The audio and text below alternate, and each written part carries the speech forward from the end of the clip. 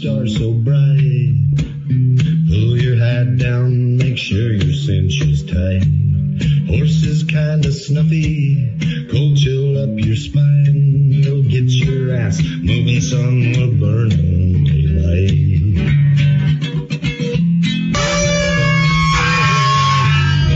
Howdy there, I'm Matt McKinley and we're burning daylight. In the saddle till the job's done right. Welcome to Burnin' Daylight, the only podcast for the working cowboy. Well, howdy there, daylight burners. Happy Monday. Hope you enjoyed your weekend. Hope you're enjoying your President's Day. I don't know if you worked during that or not. I'm not, just because it's my scheduled day off. But anyway, hope that's all going good for y'all. I know I'm a little bit behind on putting out some good Burning Daylight content. I know we got the sports show and we got my buddies at the Death of Fun. That stuff's easy for me to do. I don't have to prepare a whole lot for it. But with my kids getting older and being involved in like full-on dad mode all the time nowadays, so it leaves a lot less time to get stuff done. Cowboy interviews are always tough because they're they're a little squirrely, hard to nail down. And then, as I've said before, as I dive into these history podcasts, especially like the series type ones, overarching, like it takes a lot of work, and work maybe not the right word for it, but a lot of reading, a lot of research, a lot of what have yous, and so I was talking with Cope Wilson the other day when we were at Elko. Actually, I lost my keys somewhere, probably at the Star, after our show, and man, it was a whole fiasco. So me and Cope got some road time together, and he was asking me about a reading list, and I was telling him how I'm going to focus. I have got a little bit of the squirrel brain going, squirrel.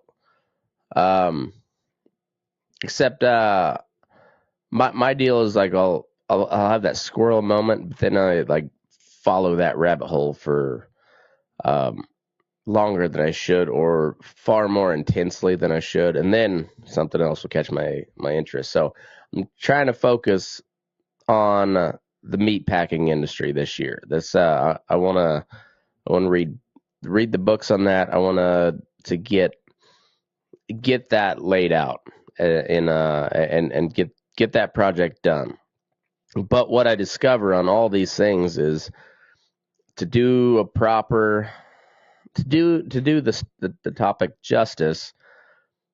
I want to know as much about it as I can. And so it's one thing to say like the meatpacking industry started in blah blah blah, and it grew because of blah blah blah, and then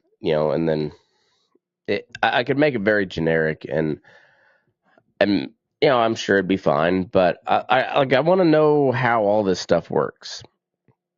And what I come to find out is, particularly on the beef side of things, because that's where I come from, so that's what I know the most about.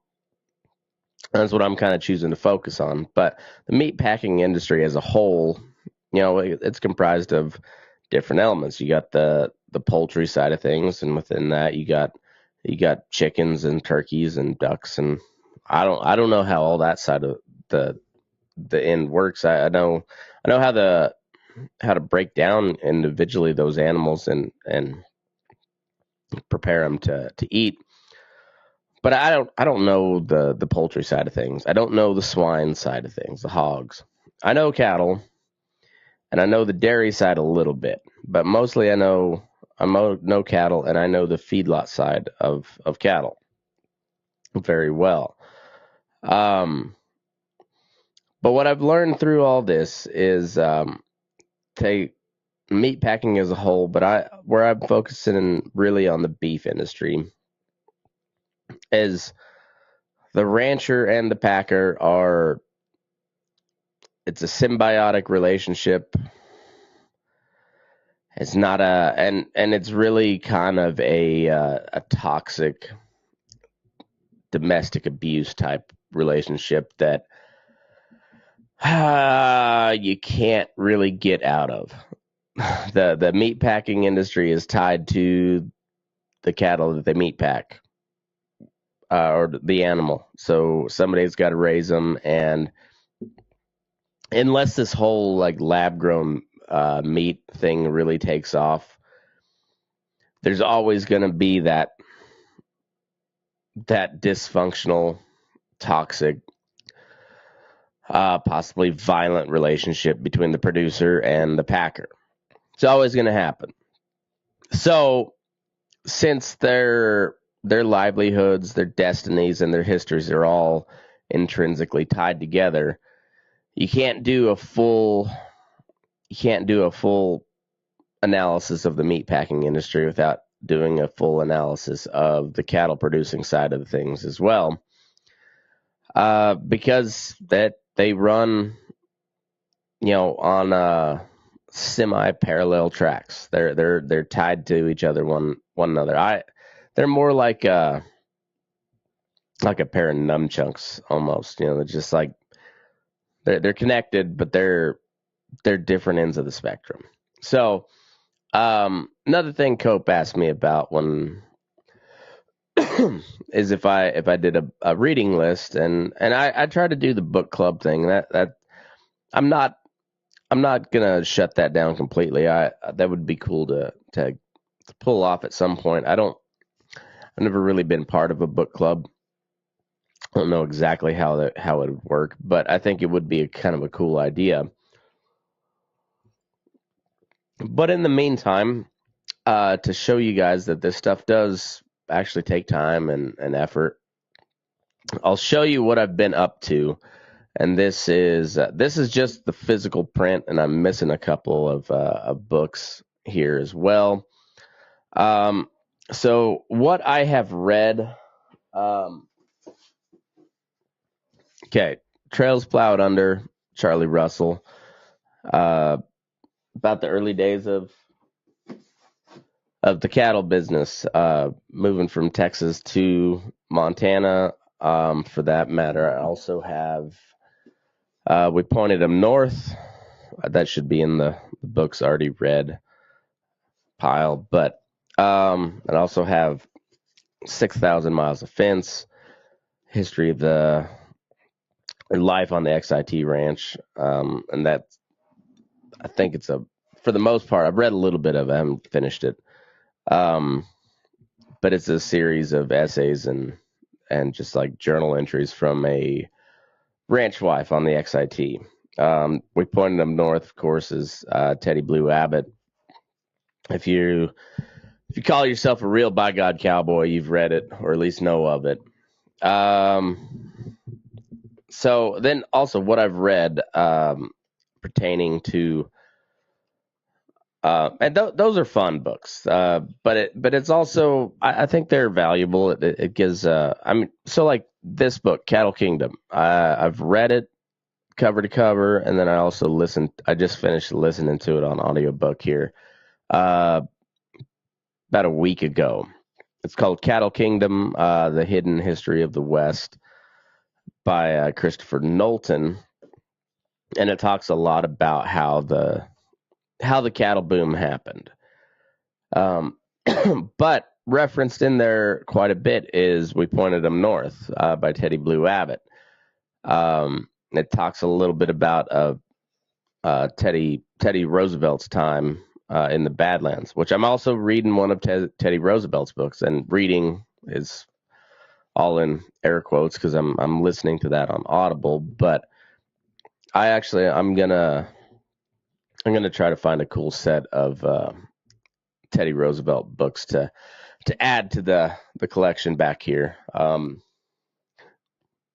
My shelves are a little bit bare at the moment, but I also got a huge stack here on the desk. But So this one, it's called Yankee of the Yards. It's the biography of Gustavus Swift, written by his son Lewis F. Swift. It's not the most exciting read on earth. I'll tell you that much. It's interesting and points, but it was a slog. It was not fun reading. Would I recommend it? Sure. Would I recommend it enthusiastically? No, not at all. This one is called The Dark Side of the Beef Trust, a treatise concerning the canner cow, cold storage, fowl, the diseased meats, dopes, and preservatives, and what takes place on the other side of the partitions of the packing house while the public is being, I don't know.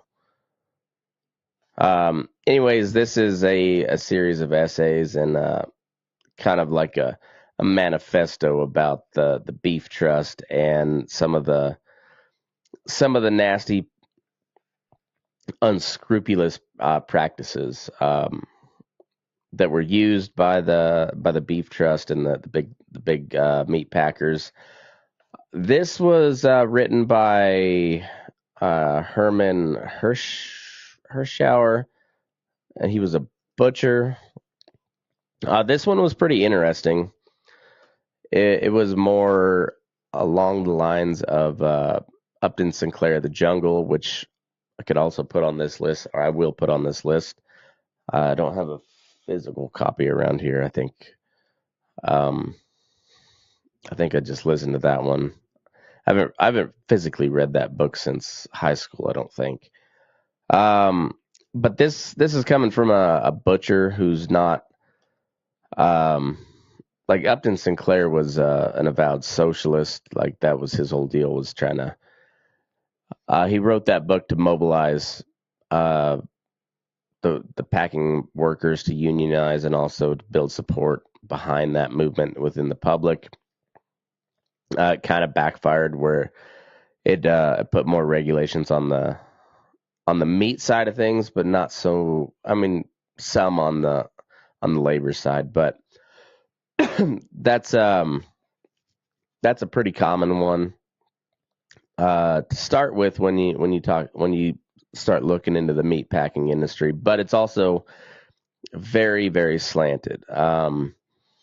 This one is called Early to Bed and Early to Rise, 20 Years in Hell with the Beef Trust by Roger R. Scheel.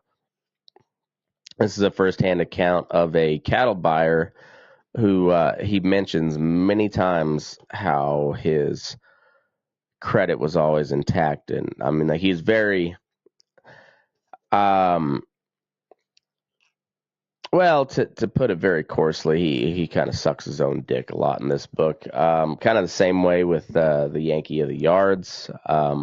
It's his kid that wrote it, and Gustavus Swift was a very impressive individual. Don't get me wrong, but this was a very glowing account of Gustavus Swift. This was a very damning account of the big packers, as well as this one. This guy was a cattle trader, like a consignment type of guy, order buyer, if you will. Bought and sold cattle, and essentially got pushed out by the Union Stockyards and the concentration of the packers in Chicago. He was more on the Indiana side of things, and so kind of a lot of sour grapes against the beef trust, which, fair enough. That's kind of a common theme throughout American history when it comes to agriculture. It's a pretty common theme to lash out against the big players. So it's tough to find like a good, unbiased, just not trying to push an agenda, but just a narrative telling of what happened. That's well, I'll get to that book later. There is a book that I'm very fond of. So anyway, the Cattle Kingdom. The I recommend this book quite a lot. The open range cattle era lasted barely a quarter century, but it left America irrevocably changed. Cattle Kingdom reveals how the West rose and fell, how its legacy defines us today. Tale takes us from dust-choked cattle drives to the unlikely splendors of boom towns in Abilene, Kansas, and Cheyenne, Wyoming. Meet the diverse cast from cowboy Teddy Blue to failed rancher and future President Teddy Roosevelt. It is a revolutionary new appraisal of the Old West and the America it made. It's a good book.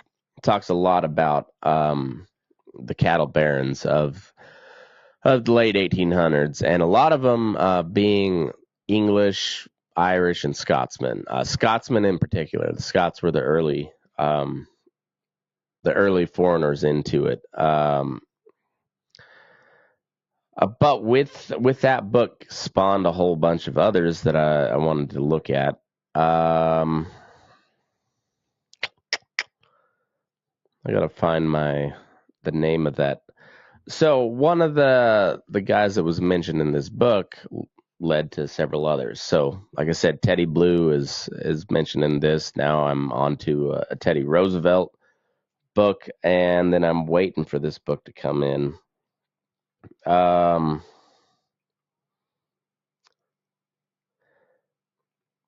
right, so this one, the guy was mentioned. He was a journalist, kind of a editorial writer for a magazine called The Scotsman. He was a well-known, award-winning like agricultural journalist, and he was tasked with going over to the United States, and particularly in the West, and essentially just reporting what he found out, because there was all these stories of being able to make 25% profits on their investment over in the United States. So this guy, his name was Dr. James McDonald, and he wrote a book. It was called Food from the Far West, and it sounds like a really fascinating story. So that, like, a lot of the foreign investment, which was a huge part of the beef boom in like post Civil War, all the way up to like the turn of the century, there was huge amounts of foreign capital invested to start these ranches, and a lot of it coming from Scotland and Ireland. And this guy was a big part of it. So he wrote a whole summary of what he learned about ranching in the American West, and a lot of decisions were made based off of his point of view. So I ordered a book that he wrote, and I guess I could just log into my account, because it's got a long title, which is kind of, where was this one? Like this one here, The Dark Side of the Beef Trust, a treatise concerning the canner cow, the cold storage fowl, the diseased meats, the dopes and preservatives, and what it takes, and what takes place on, it's a long freaking title. So, I'm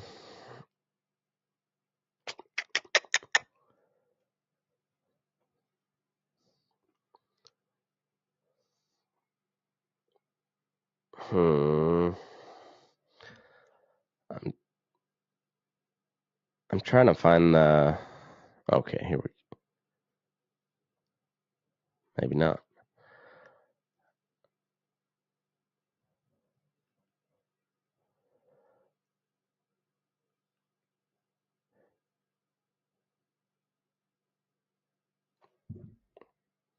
Anyway, so it's Dr. James McDonald's Food from the Far West, and then it has another another title that's about a about a half section long. So the other ones that I'm reading at the moment, or I've at least started partially. This one is the Fiddleback, and also the Leather Throne by Owen Ulf, who was like an academic, taught history, I believe. Quit his job at 38, went to go buckaroo on a ranch out in the middle of Nevada. And I believe it was in like the 50s. So a little bit more of a modern story, but not as much. And then this will be the one I'm going to finish first. It's a historic sketches of the cattle trade of the West and Southwest by Joseph G. McCoy, who is the founder of the cattle town in I guess be the eastern part of the West. So from the Mississippi River essentially to just shy of the Rocky Mountains, there's those cow towns that follow the railroad, Abilene being the first one. Joseph G. McCoy, he's the guy where the phrase "the real McCoy" was coined.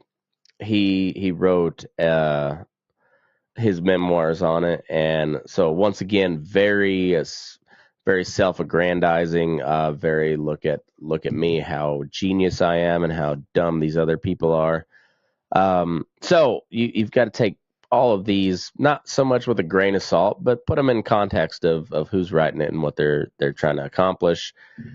And this book is called Industrial Cowboys, Miller and Lux and the Transformation of the Far West from 1850 to 1920.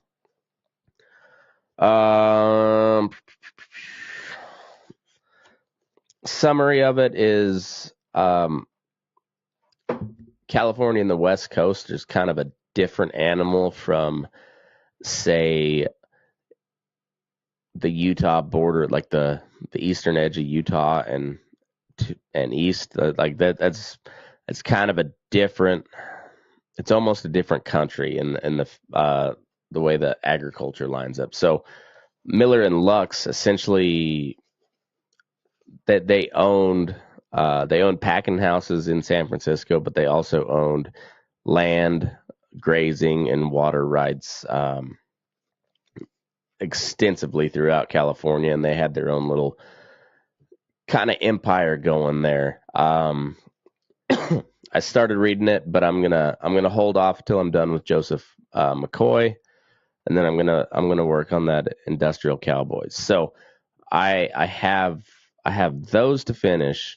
I've got the book from James McDonald coming in. I've also listened to a number of different books on the subject, more on the not just anti-packing, but like anti-animal agriculture types. So like, I don't know if I've read Fast Food Nation yet, but it's books along those lines. One that I listened to a while back, but I need to revisit, is called The Meat Racket.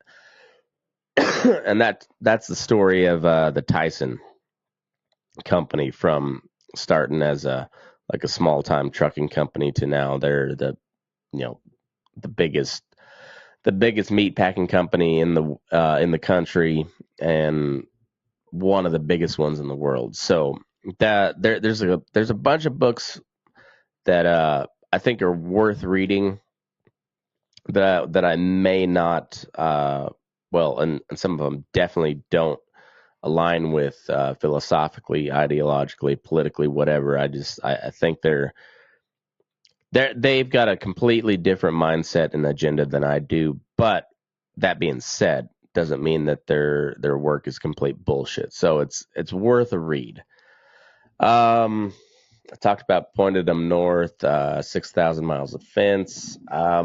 Another one that that'll be on here shortly is called Cattle Kings of the Staked Plains, George A. Wallace. staked plains, also known as the Llano Estacado. The essentially the Texas Panhandle, northeast New Mexico, a little bit of the Oklahoma Panhandle, and so it's kind of where I grew up. A lot of big companies there. Also, Charlie Goodnight's book. I think it was like Plainsman. I have that book somewhere. I don't know where it went to. I might have to buy another copy. But let me look that up real quick. But that's also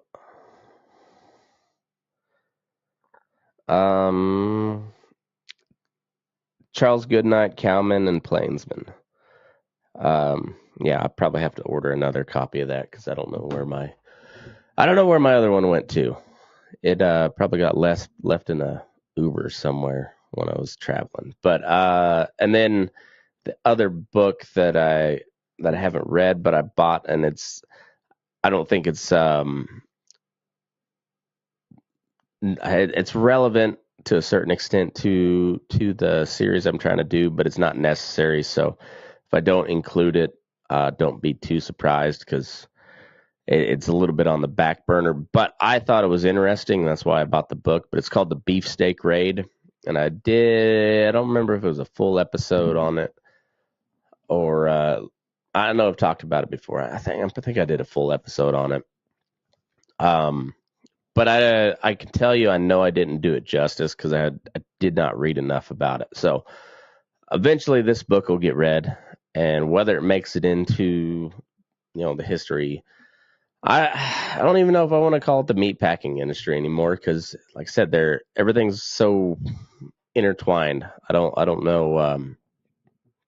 May have to change the title on it, but there's a little sample of what I've got going on, where I've been, where I'm going, and that list of books, I'm sure will grow, and I'll have to pinch it off at some point and say this is good enough. But I've learned a lot. There's a lot that goes into I'm gonna have to read some books on like the free silver movement and William Jennings Bryan and like the populist movement, because that was all very intertwined. Like the from the packing side of things, they're more on like they're more on the big money side. Obviously, they're big operators. They they turn a lot of profit. They employ a lot of people, and then there's the guys raising the cattle. They don't. So they were the guys on the production side of that business. So like the rancher, the farmer, they run on debt a lot. So the more currency in circulation, the less value the dollar has, which is good for the farmers because that means the ranchers, that means their debt isn't worth as much. It's easier to pay off because the dollar is worth less. Whereas the capitalists, they like the strong dollar. They wanted the gold standard. And so all of that plays in. All of like the labor movement plays in. Land rights, water rights, mineral rights, all of that shit plays into it to some degree or another. And I don't think I'd be doing it justice if I don't explore all those avenues and try to explain how it comes in. So that being said, I don't know what the timeline is for the next one to be done, but this is where I'm at. This is where I'm going. And just as a refresher, the one last book that I will mention was written by the guy that you'll hear from right after this, named Dominic Pacyga. He wrote the book called Slaughterhouse. And it truly is just a story of the union stockyards and the packing industry in Chicago and how it put Chicago on the map and really kind of changed America. Is one of my favorite interviews I've done. It's one of the episodes I'm the most proud of. I thought it was a really, really great episode. I was really really like his book a lot because there wasn't an agenda one way or the other. His agenda was like, I'm a Chicago kid, and I thought this was cool about Chicago, and this is and it was a monumental thing that took place there in Chicago, and I thought he told the story of it very very well from a pretty unbiased point of view, just telling the story of it. So that being said, I can't recommend that book highly enough. It's called Slaughterhouse by Dominic Pacyga. He's also wrote several other books. He's known as a kind of just a Chicago historian, and I'm a big fan of it. I'm a big fan of his work. So go check it out, and then enjoy this conversation I had with the man himself, Mr. Dominic Pacyga. So let's get into it. Well, howdy, daylight burners. Happy Monday. I hope you guys had a good weekend. Everybody that's listening live, it's obviously Sunday, but I'm really excited about this episode. As you guys know, I've been, forgive the language, sir. I've been kind of balls deep in my research on the meatpacking industry. And one of the books I come across in my search was called Slaughterhouse by this gentleman here, Dominic Pacyga. Is that how you say your last name? Pacyga, yeah. Pacyga. Okay. You Polish guys have impossible names to learn when when you're used to if Yeah. you're not in that. I guess Polish, is it a Cyrillic language? No, No, it's not. we use the Latin alphabet, yeah. Okay. Yeah, they but that part of the world has some really difficult names to pronounce, but at least you're not all consonants, I guess. Not all. You do Not all. so We have difficulty pronouncing your guys' names, so I believe it. But anyway, I read Slaughterhouse. Took me a couple weeks to get through it. I was pretty busy time, but I thought you did one of the best jobs I've come across on the meatpacking industry, because there's a lot of strong emotions one way or the other, and you get a lot of, I won't say propaganda. I mean, I guess propaganda has a bad connotation, obviously, after World War II, but I guess more is a lot of muckraking done on both sides of the Sure. meatpacking debate.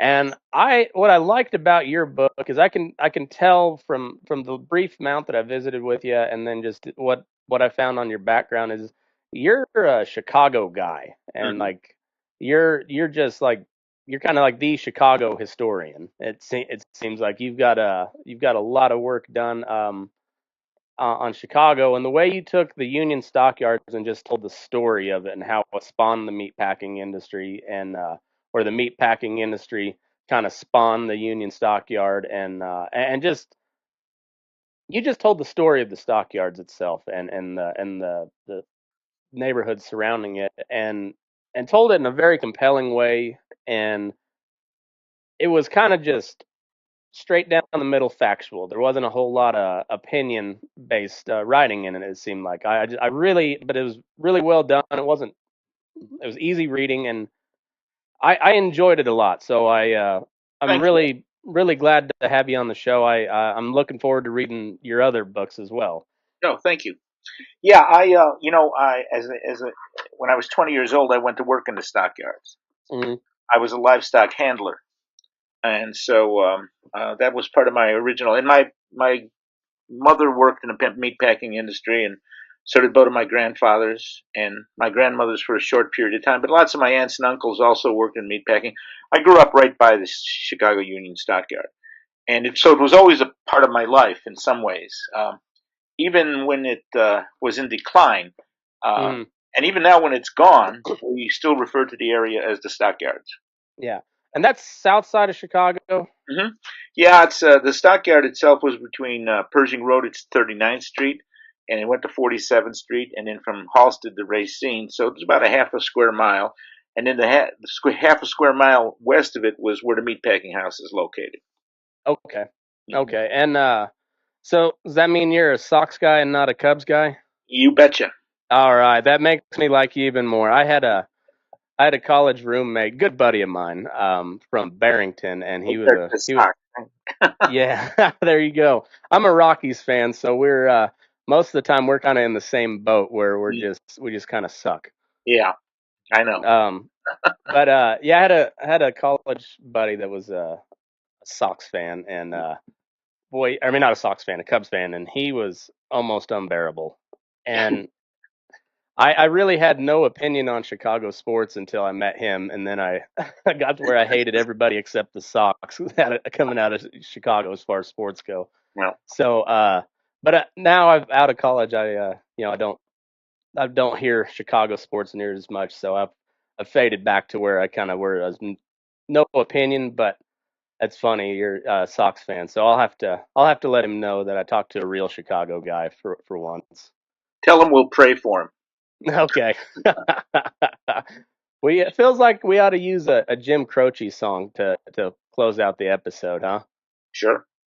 I always like Jim Croce, anyways. But so you're how many generations is your family in the U.S.?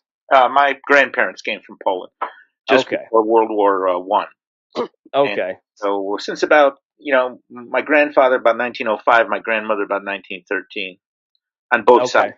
Yeah.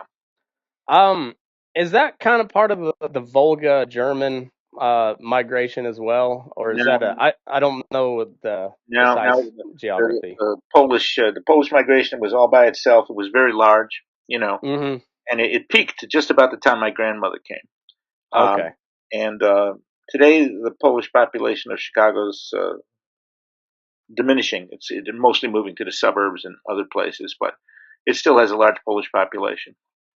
Mm. And And even in the neighborhood, there's still some Poles. Mostly today, the neighborhood that I grew up in is mostly his Latino and African American, but there's still some. My cousin still lives there, in fact. oh, okay. Mhm. Yeah, it's Chicago has always kind of been what you'd kind of, I guess, for us out in the sticks, kind of a rough town. It seems like it's a lot of poor immigrants working in factories and packing houses, and it's always kind of had that kind of an edge to it. It seems like. Yeah, I think that's sort of the outside image, but it's also a big cultural center and other kinds Hmm. of things like that. So, and gosh, it is probably the most capitalist city in the world in some ways. I mean, Yeah, I think so. if you think about the Stockyard opening, it opened up on Christmas Day, 1865. So, That shocked me when I read that. so what better way to celebrate Christ's birthday in the most capitalist city in the world than to open up the Union Stockyard? Yeah. To open the thing that kind of drove and made Chicago what it was, Yeah, and the number one meat packing center in the world for dang near a century. right. Yeah, And it's coming from the producer side of the whole beef business, you know very adversarial take towards the meat packing industry, but as just a fan of history, and I think capitalism's great. It can be, it can go dark at times. Meat packing industry is a shining example of that. right. Um, it can go Even off the today. rails, Yeah, even today. but hmm but all things considered, what was built in Chicago, like I guess it was already a main kind of vantage point for transport, being on the waterways. But then the railroad really just ignited a growth like not many cities have ever seen. Yeah, And yeah. I was terrific. So the first railroad comes out of Chicago, 1848. That's the first one, and it chugs only out a few miles to actually what's today a suburb, Oak Park, and then it comes in reverse. But within 6 years, it's the center of the railroad industry. I mean, so if in some ways, if you think of it like today, all this computers and those kinds of industries are expanding. And what is it, Silicon Valley? Well, hmm Chicago started as Silicon Valley in the 19th century, but it's railroads and then later becomes meatpacking and steel and things like that. So it really takes off. there's like 400 people living in Chicago about 1833. By 1893, there's a million. I mean, it's the Ooh, fastest growing city in the history up to that point, yeah. and it just takes off incredibly fast. Yeah. It was in like just really incredible to read, as I've read through a lot of this stuff, and there was at the at one end where you get to say like the Upton Sinclair image where it was almost a worse place to be than where these poor immigrants came from. Hmm. Um, and that probably was the case for a lot of them. However, they built a um, thriving Polish community. They built a thriving Irish community. Freed black slaves moved north to the factories. Built a huge black community, and like you said, it's like a cultural center. And um, so at the same time, like on the far yay capitalism side, there's a lot of it's the shining example of the American dream where these poor immigrants can come in, or even the poor, like the skilled immigrants initially. I mean, boy, they made good money. If they were skilled butchers, you could make a lot of money. And then as the technology increased, allowed them to process more animals, and the huge cattle boom after post Civil War, where all the Texas cattle were just been left to their own you know to their own ends for 4 years, and it was just like the perfect storm to show what capitalism can actually do, Right. and of course the truth lies somewhere in between, or it's exactly right for some groups of people and a whole lot of overlap between there. Sure. Well, I mean, look, yeah, uh, I can look at a picture and interpret it one way. You can look at a picture and Hmm. interpret it another way. And the truth is that most Americans used to just come together and talk about things. We often Yeah, don't do that much now anymore. But I agree, and I think the best way to do it, because you find out that you have a whole lot more in common than you oh think, yeah, and yeah, yeah. it's but when you look at what was able to be done with, I mean, there was some really nasty, shady practices that took place, and that always happens within any industry, no matter if it's a market economy or not. Just Sure. there's always that happens, but they were able to provide high quality meat at a relatively cheap price, Hmm. particularly compared to what the previous Well, generations had to deal with. if you look at it from a certain point of view, in the 1890s, it took a skilled butcher and his assistant to uh, uh, to slaughter a steer and cut it up into beeves and so forth and Hmm. distribute it, somewhere between 8 to 12 hours. Yep. At Armour and Company, it took 36 minutes. Hmm. So, and with hogs, it took about 6 to 8 hours. But at Armour and Company, it took 24 minutes, Hmm. and would be for sheep. So Yep. suddenly there was this production of meat. Now, for better or for worse, depending on how you feel about how much meat we should all eat every day, Yeah. there, Exactly. there is this All tremendous, of it you want, I'd say. absolute, but it really changes the whole system. So a lot Hmm. of these people are coming into Chicago. They're coming out of rural areas. They know they've killed steers. They've killed. Grandma takes a chicken, Hmm. makes soup, right? Everybody knew how to do this kind of stuff. But at Chicago, it was so mechanized, so industrialized, that it became sort of like a slap in the face. Yeah. It became an awakening, an epiphany. So it became a big tourist uh, attraction. 500,000 people a year at the turn of the 19th, 20th century came to visit the stockyards and to see the slaughter. Even Yeah. as late as the early 1950s, truckloads, busloads of kids would come at the age of 9, 10 years old to see them slaughtering hogs. And believe me, that left a tremendous mark on their psyche. Yeah. I bet. Yeah, I mean, most kids think that meat comes to the grocery market in plastic right from God. I mean, there's Hmm. They have no connection anymore. Most urban people have no connection with that anymore. Yeah. Well, most did in the 19th century. Yeah, and that's one of the biggest thing that drives a lot of this division that we see in our country is a lot of it has to deal with not so much just food, but just like the complete separation of how two different types of people live. And it comes from my side as well, like a lot of people think the cities and they think just like a bunch of screaming radical lefties, all the time, but no, mostly it's a lot of working people that just Sure, work a different job sure. and there's but yeah, I think like that's also one of the kind of the drawbacks of this huge centralization of the packing industry is it gets a little and especially now that everything's closed off.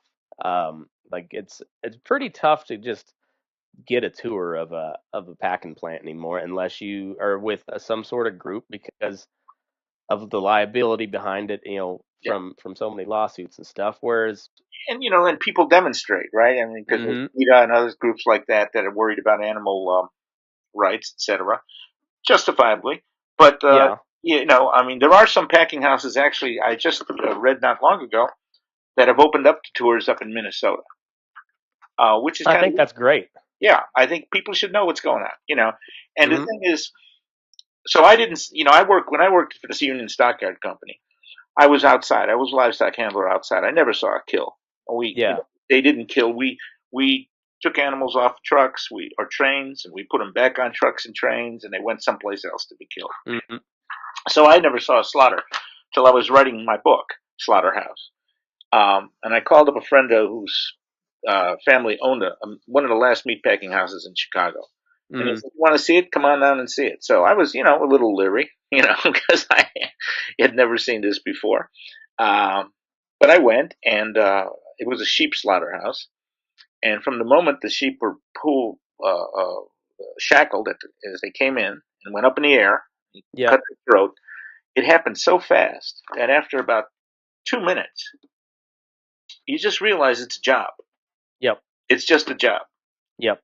And so I followed the sheep all the way through to the cooler. Um, I must tell you, when I came home, my dog was happy to see me because I bet so. I had been standing in blood for a half hour, 40 minutes. But Oh yeah. outside of that, it just turned up being a job. Now, my mother worked in the canning department. My grandfather worked on the slaughterhouse floors. Um, they worked all over the area, and at the time, when I run a little place called the Packing Town Museum, and Mm. it's in an old packing house in the Stockyards. It's still there. They don't. It's no longer a packing house. It's a food industry incubator. Small businesses. But we have the little museum in there, and whenever people past a certain age, a little bit older people come in, the one thing they remember is the smell, hmm because there's this kind of overpowering stench that came out of the meatpacking industry. Not necessarily out of the stockyard, but out of the meatpacking industry. And yeah, You know, yeah, with all the blood and the offal and yeah, and it just turning it's fertilizer plants were there too. hmm All that kind of stuff. So that's the one thing they mostly remember. And my memory of it was, of course, very different because I was in the pens working with the animals. yeah. So was that all done on foot? Um. Yeah, Oh. some guys had horses. I I'm a city boy. I'm not good on a horse. Several times in the stockyards, I think horses tried to kill me. Literally. But That's funny. so basically, the first night I worked there, they put me in a hog house, and that was an interesting experience. And then later they moved me to the cattle alleys, and Okay. but at one point we unloaded the most livestock I ever saw. The runs at Chicago used to run into tens of thousands. Oh, I bet. Yeah, one time 120,000 hogs in one day. Oof. Uh, and so I think the top run on cattle was almost 40,000 in one night. They would come in. Oh, that's a lot of cows. That's a lot of cattle. Yeah, and so I think the most I've ever seen in a night. I used to work at at a huge feedlot in Hmm. western Kansas. It was about 120,000 head capacity, but we'd get the big runs of cattle coming off the Flint Hills of Kansas, and um, I think I unloaded 42 trucks by myself one Wow. Sunday, but Right. and so that for one place That's a lot. that's a lot, but then yeah, I mean that's like a fraction of what the stockyards were doing every Right. single day, and it was it's an incredible, like, a lot of trial and error, a lot of butting the heads, and a lot of Sure. threatening to take my ball and go home by the packing industry, Yeah. and eventually they kind of did finally pull the football out from under Chicago, and it's and so like it all happened in the course of what was it, 106 years from open to start. Yep. Yeah. About 106 years. Now, after we closed, there were still some packing houses. They bought Yeah. directly from farmers, producers. Mm. But most of them are gone. There's only one left, I believe. Hmm. That's a hog slaughterhouse, still in the stock. Really? Yeah. Yeah. That's Everybody else is gone. that's crazy. Now, and you said your granddad used to work in the building where your museum. Yeah, he ended his career. My mother's father ended his career in the building where my museum is, and in fact, he got hurt there, and Oh, okay. he died shortly after. So yeah, Huh.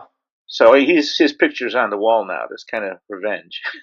There you go. Yeah, That's amazing though. It makes sense why you're such a Chicago guy. I mean, you got some really deep roots there at this point.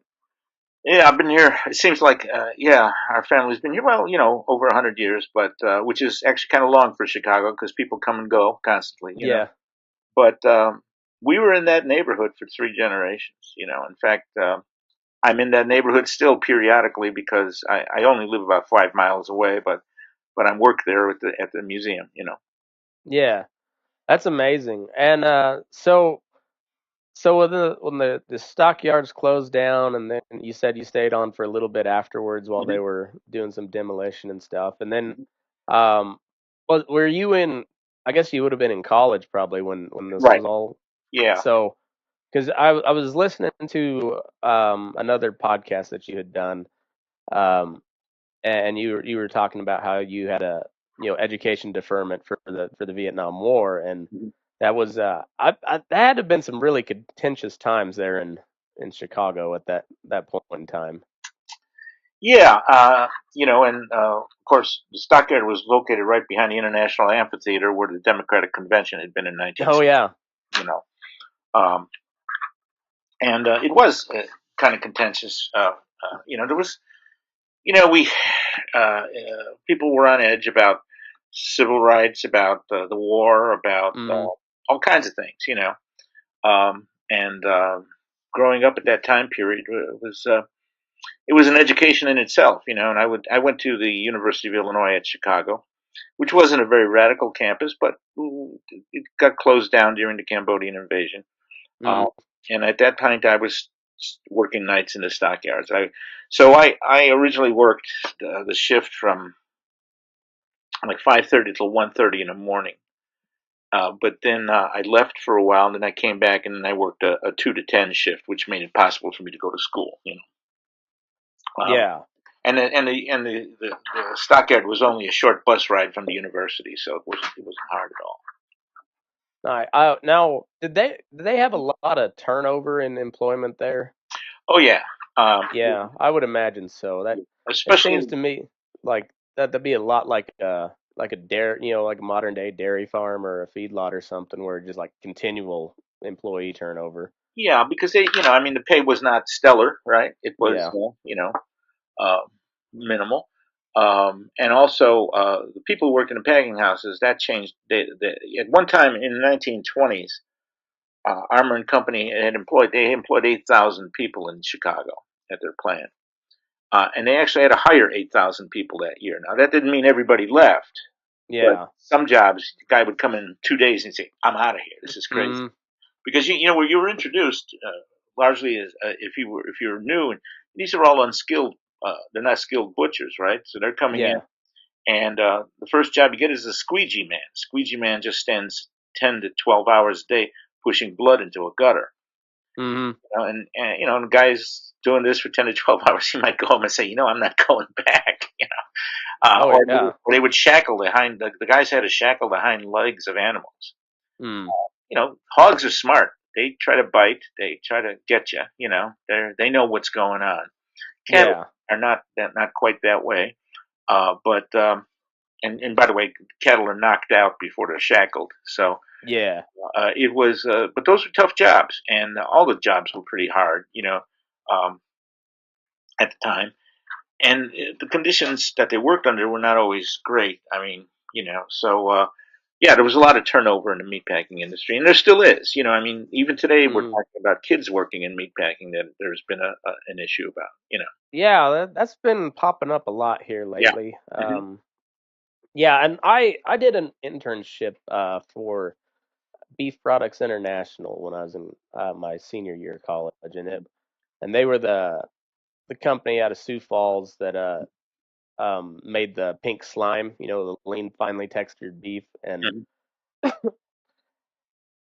and it was a shock for me. The biggest thing is you had 45 minutes of sunshine every day. You had a 15-minute break and a 30-minute lunch, and that was everything else was inside, and it was cold and wet, and it just all of it just kind of it's not a fun job really. I mean, No. I guess there are probably some people that liked it, and I was nowhere near the kill floor or anything, but it just it's so mechanized and automated, and it's yeah, it's wild. It's Yeah.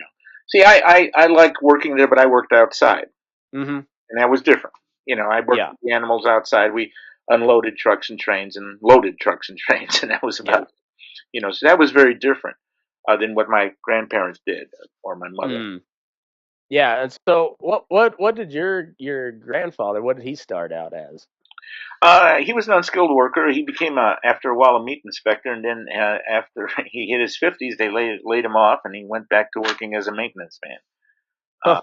but so remember at the time um, there weren't a lot of uh, protection for workers, and so you were sort of at the whim of who you worked for. Um, yeah, so they. But they were always fortunate. They always during the my other grandfather was actually a steam fitter at Armour, so he had a skill. Uh, Mhm. but uh, they were all, both sides of the family were lucky in that during the Depression they were never laid off because Oh, okay. they kept slaughtering and they worked in on the floors. Yeah. I that's kind of one thing about working in in agriculture is it's not necessarily recession proof, but it's pretty close to it. Like Hmm. there's always a job in agriculture, in particular if you've got some sort of skilled job. But it's Sure. and yeah, it's I guess what is your kind of like overall view of how the stockyards rose up and the packing industry with it, and how it like kind of you know got to like the apex of what American capitalism is, and then kind of the I Well, guess it was a gradual at first, and then eventually just like it was gone, huh? yeah. Well, what happened actually was so in 1921-22 there are in those 2 years the Union Stockyard receives over 18 million head of livestock each year. Hmm. That's a lot of livestock. A lot of livestock. And it's also the largest horse market in the country as well. Now, these are not horses to slaughter, of course. These are working horses, Yeah. or race horses. Um, so there's a lot of activity. That's sort of the peak. World War I is sort of the peak in the immediate aftermath. Let's say 1920 to 22 or so. And then you start seeing it go down. Now, why do you see it going down? Because they're changing. Meatpacking houses are looking for a different way to buy animals. Okay, so on the livestock market, they would find 200 buyers in a day. It's sort of like Mm. they would go from pen to pen and bid. And if you were the commission man, let's say you had sent 100 cattle in, and I was your commission man. Well, I had something in my mind about what I wanted to sell them for, what I could for that day. And Mm. some guy came in and said, "No, I'll give you so and so much, which is too little." I'd say no, and the next Yep. guy would come in, and they would bid and bid and bid until I sold them, or I'd hold them over for the next day. Mm-hmm. And when I thought I could, so sort of like Wall Street. It was the Wall Street of livestock in many ways. Yeah. But what happens in the 20s now is, and even a little bit before, our meatpacking houses are now going down to farmers, going down to producers, and they're saying, "Look, here's the deal. You send your cattle to Chicago, they get 10% because they get a commission. They charge it for pen, they charge it for feed, they charge it for water, they charge it for everything. But I'm your buddy. I'm the meat packer. I'm your buddy. I'm going to buy it for you. I'll pay you what you'd get at Chicago, and you don't have all that hassle. You don't have to pay for anything. So you're a producer. You say, wow, that saves me 10% or so, somewhere between 10 and 15% maybe. And I Mm-hmm. don't, often these guys would go with their livestock into Chicago, so that's costly too. That was a night out on the town, and there were plenty of Yep. places to entertain around the stockyards. But there were a lot actually. But it was a hassle. And they say, okay, so you'll just send a truck down here and pick up the livestock, right? Don't worry about it. And they would do that. Well, they did that until they finally wore the stockyard down and it closed. And then you didn't have a market the same. Mm-hmm. And really, I think my personal feeling is that the loss of central markets, not just Chicago, but Omaha, Kansas City, East St. Louis, South St. Paul, Mm-hmm. meant the end of family farms in the Midwest to a large extent because they could just, so Smithfield runs its own industrial farms. Yep. They kill 150,000 hogs a day. They have their own industrial farms. A lot of these big packers have their own industrial farms. They don't go to Farmer Jones and say, "Do you have 25 cattle I can purchase?" They simply say, "You're out of business, Mm-hmm. and we'll take your land and we'll turn it into an industrial farm." So we have a problem here in Illinois with these huge industrial hog farms. I mean, you've got just incredible stench because Yep. there are tens of thousands of hogs under roofs, uh, and and they've replaced hundreds of little farms Yep. that once were sort of the backbone of Illinois and backbone of the country, frankly.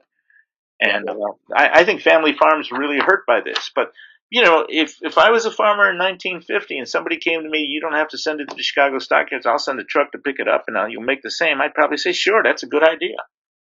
Yeah. You don't think about the future. You don't think about the unintended consequences.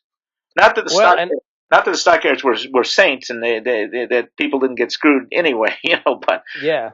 but still there was something there that protected. Well, and it helped lead to the kind of the decline in the understanding between urban and rural as Hmm. well, Hmm. because that, like you said, those nights on the town, you might get in a fight. You also might make a really good buddy, Hmm. and all of a sudden you got people from Chicago going out to see their buddy in the country, And and that a lot of that's gone now.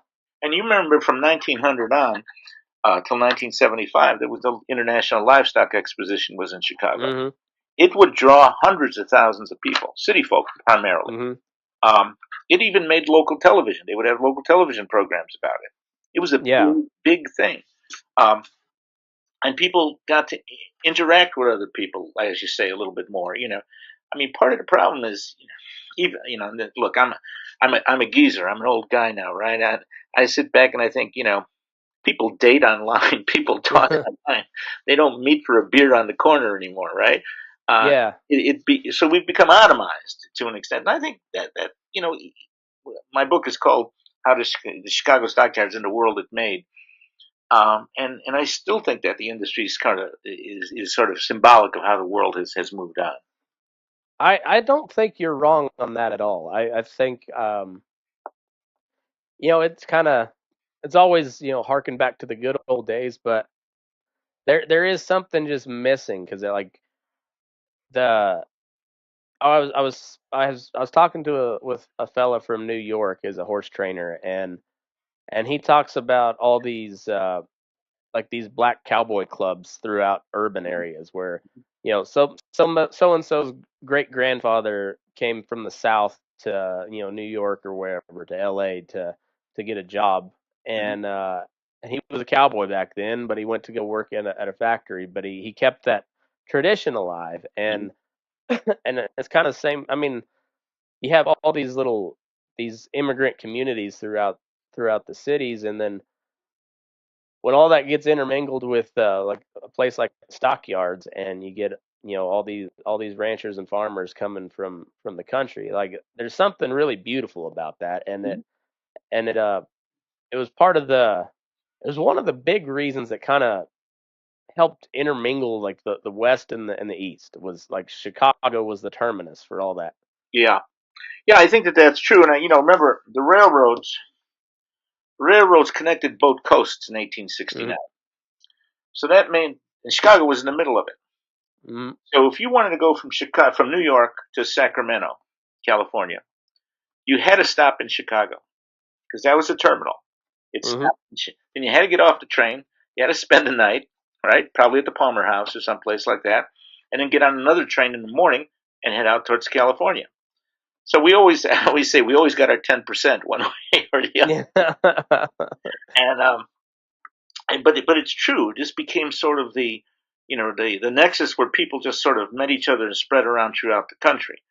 And one of the fascinating things about places like Chicago and New York and other big cities is this intermingling of people. But in Chicago, I think the sort of rural urban mix was very important because this was, and in some ways still is, a major food producer.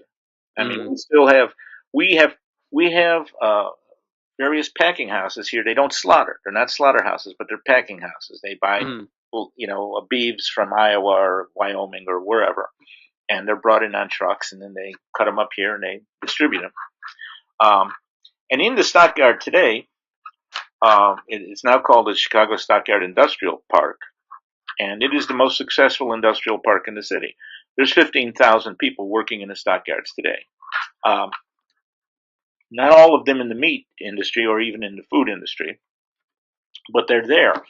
And they're, for instance, one of the big companies that produces, I forget its name now, produces meat for McDonald's, right, is in the Mm. stockyards.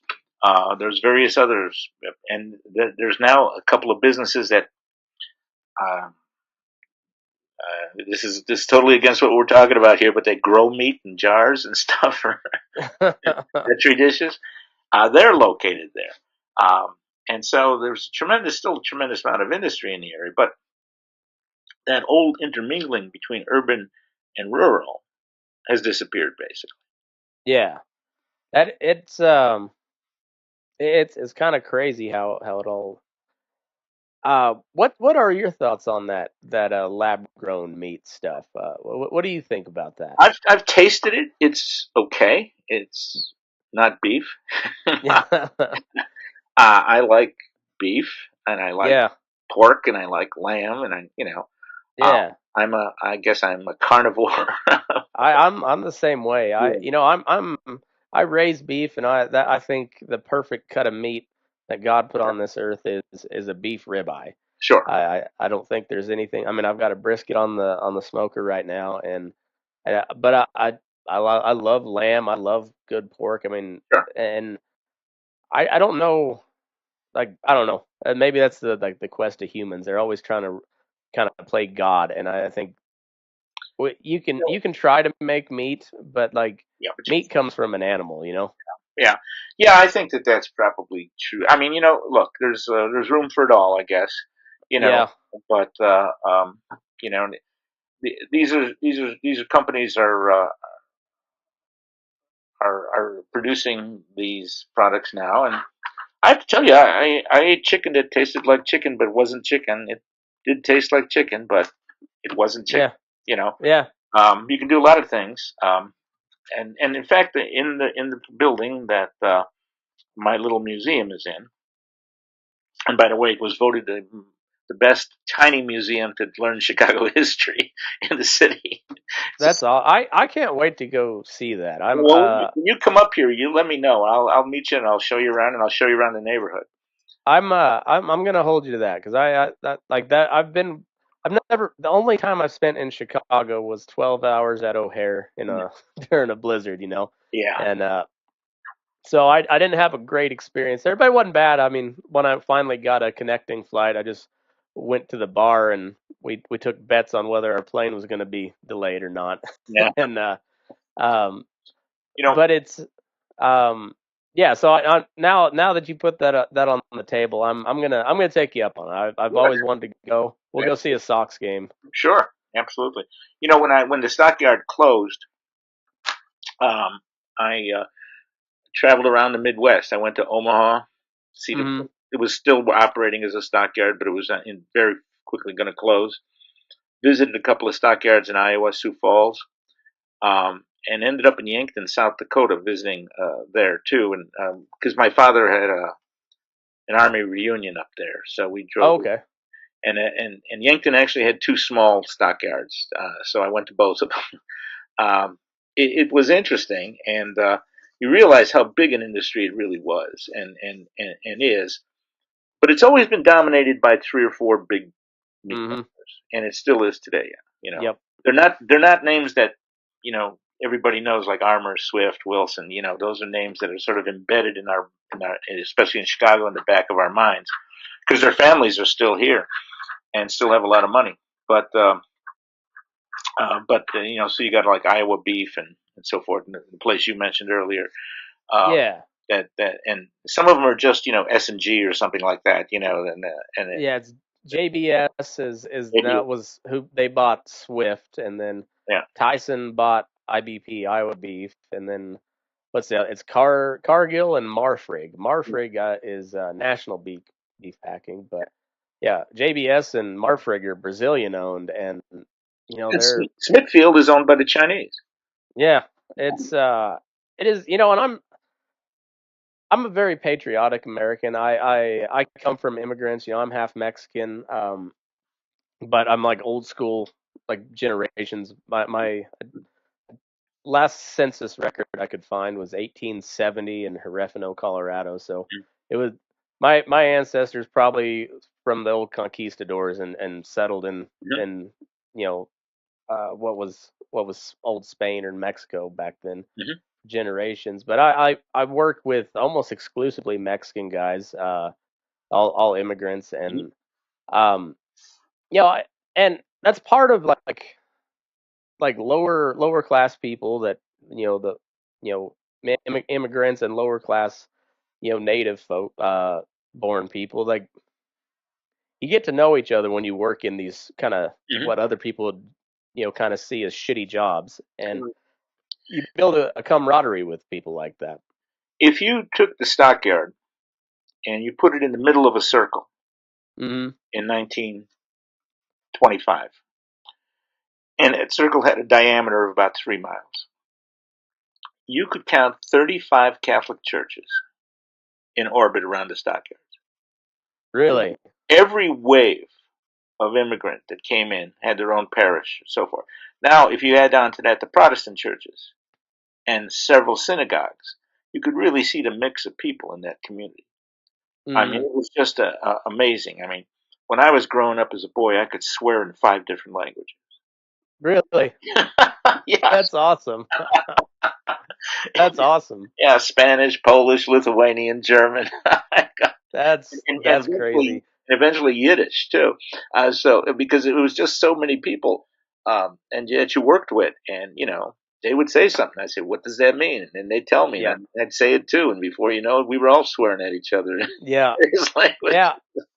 And it's as where a lot of the like the off color humor that that made comedy so great came from just straight out of just like working guys Sure. talking shit to each other, and it's and nowadays it's considered racist. A lot of it was back in the day, but I don't know. There's just there was something about just that the act of just talking shit to each other is just something that guys do, Yeah.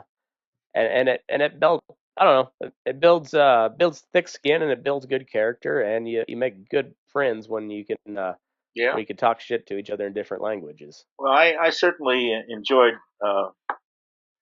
So I not only worked in the stockyard, but I worked in various factories. So one thing about growing up in the '60s in Chicago was every summer in any factory anywhere, and I was in a very industrial part of town. People go off on vacation, Mm-hmm. so there were jobs. So I could get a job, and I could work either on a line making something, or work in a stockyard or whatever. I worked in a steel mill, uh, but I always had a job, you know. Um, and when I was teaching, I retired from teaching about 5 6 years ago. I would ask my students what kind of jobs do they have. Where did they work? None of them even knew what an assembly line was. Mm. None of them had seen it. None of them had that kind of experience because that had all passed away to a large extent. Huh. I mean, the steel mill I worked in is about to become an Amazon distribution center. Um, Jeez. and there were 50,000 steel jobs in the city at one point. They're all gone, just about all. Just about all the meatpacking jobs, or well, at least the slaughterhouse jobs, are all gone. This was once the candy manufacturing center of the world.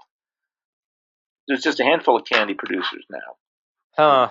The one thing that's coming back is breweries. There's a lot of breweries. That's the one thing I don't know if will ever change is Americans do like to drink because they're from cultures of all around the world and they all like to drink. Absolutely. Yeah. It's it's pretty crazy. So you went you finished school, you got your PhD. Did you go right into teaching after? I was lucky. I did even before I graduated with my doctorate.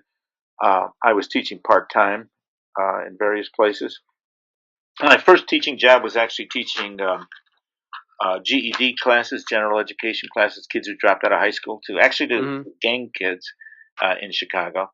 Um, and I was lucky. Then, just before I got my PhD, I got this job at Columbia College in Chicago, and I stayed there for 38 years, something like that. And so, yeah, I was among the lucky because a lot of the teaching jobs at the university level are gone now. You know, Yeah. that's an So industry that's changing. Yeah, what were the main kind of concentrations that you were teaching as a professor? I did history of American City, history of Chicago, history of American working class. I did for 22 years. Me and a buddy of mine co-taught a class on the Vietnam War, Mm, and I taught classes on the 1960s, and then some general U.S. history courses as well. okay. Um, I gotta ask, during the Vietnam War, what was that like being like a guy on deferral or deferment? Like how was the? Because I kind of feel like we're almost at that point right now with this Ukraine situation where if something really like we really get involved in a major way, there's I don't see us fighting against Russia without some sort of mobilization and draft. Yeah. Well, the draft was just a reality of life from 1940 basically until 1973 or something like that. Hmm. There had always been this sort of draft. So I grew up, and every when I was in college, many of my friends were already in the army or in Vietnam because I grew up in a working class community, and those are the guys who went Yep. for the most part. And in fact, oh, two of my best friends were there. Three of them were there at the time, and one of them lives about 90 feet away from me now, and he was best man at my wedding. I was best man at his wedding, but he had stepped on a booby trap, and I was working in the stockyards, and his father called me. I was in the stone gate. The stone gate was this ornamental gate that you entered into the stockyards through, and Hmm. we had our offices there for security guards. Yeah. And they called me and they says, "Hey, there's a telephone call for you." So I went and talked to him, and he said that my buddy was coming home, and I said, "Well, he's not due to come home for another 8 months." He says, "Well, stepped on a booby trap," and so that was the beginning of him coming home. but at least he was alive, and he did well over time. He became a Chicago policeman, so he's okay. But both of his ankles were messed up for a while. But a lot of the guys that I knew had gone to Vietnam, and there was, I thought about it. I thought about upping, myself at one point or another. But by the time, by 1969, 1970, it just seemed like it was a desperate situation. It would be very difficult to reinstate a draft. I think it would be too, but I Parents think, all over the country would start screaming and voting against it. and that would be, that'd be good too. But I'm very much. I think we should back away from that deal as much as we can. But I think when you look at throughout history and the size of the Russian army, I don't see how, if we were to get actually involved without some sort of mobilization. Yeah, I think. Well, I think if there's something that big, but I don't think it'll ever get to that. I hope not. In I Vietnam, hope not. at its peak, there were 500,000 U.S. troops in Vietnam. Mm. That's a lot of troops, A lot. but A it's lot. it's not compared to World War II, No. or World War One. So, you know, um, well, we'll just have to see what happens. Yeah. I hope that's not the case. I hope Me too. something comes up. There's some sort of negotiation uh, before it ever comes to that. But anyway, I'm just curious as how, because like you said, being a working class community, that's who went over there. My biological dad did 2 or 3 tours over there, Hmm. and it was uh it was a interesting time in this country's history. And Yeah, and a very divisive time. yeah, As yeah, in some ways, we're going through that too here, yep, domestically right now. yeah, I think so too. And I guess I just, as much stuff that I read on history. I mean, reading your book and others like it. It seems like there's just waves throughout the U.S. history. Just like there's this, people are at each other's throats and then they kind of get along, and then they're at each other's throats and then they kind of get along. And Sure. and when everybody's getting along, man, we do really really good shit. Well, we do, and when we don't get along, we do really bad shit. Yeah, that's exactly right. And yeah, I so mean, there was this little thing called the Civil War, mhm, which was the most disastrous war in our history, really. yeah, yeah, it really was. I mean, it was awful. It's like all around awful. Was it fought for the right reasons? Probably yes. But it's not nearly as simple as a simple, slavery and non-slavery issue. It was No, there were was a other lot. issues as well. Yeah, yeah. Yeah, and it was just, yeah, it was awful. And I hope to never see anything even close to that ever again. And so you always look at that and you're like, yeah, it could be worse. Hmm. And yeah, so but I think having conversations is that helps just about more than anything, is getting people talking to each other, not Yeah, talking at each other. I think that's really important, and I think often we just talk at each other these days. Hmm. And it's important to listen to what the other guy's got to say, and you can Yep. disagree, but you might also agree with 90% of what he's saying. Right. Right. Or it might say something where that you've never thought of it in that way Exactly. before. And Exactly. and it's yeah, it's I think it's important. Going back to, so you started teaching, and how long were you a professor before you started writing books? Oh, I actually wrote my first book before I had my doctorate. Oh, Uh, really? yeah, and so it's always been a part of my life. I just finished a book, a manuscript that I'm handing in tomorrow. Oh, So okay. so I'm happy about that. It'll be, if it's published, and I'm sure it will be. I've got a contract. Um, it'll be my ninth book, and Okay. and I've got probably 20, 25 articles, book reviews, things like that. I've been pretty active. I like what I'm doing, So I retired from the classroom six years ago. It'll be 6 years May 30th. Um, and but I keep lecturing. I work on music. I've got a new exhibit opening up at the Chicago History Museum on May 20th that I worked on Polish Chicago. Uh, I've got various projects, and and my latest project is I just became a grandfather. So Oh well, congratulations. thank you. Yeah, little boy. That's great. Yeah, our first, and That's great. yeah, he's a cute kid. Unfortunately, he lives in Massachusetts, so he's a bit of a Oh, we go back and forth. They come here, so it's been a fulfilling life. I enjoy it. It's just that I mean I think education has changed. Higher education, especially, has changed quite a bit in the last 10 years or so.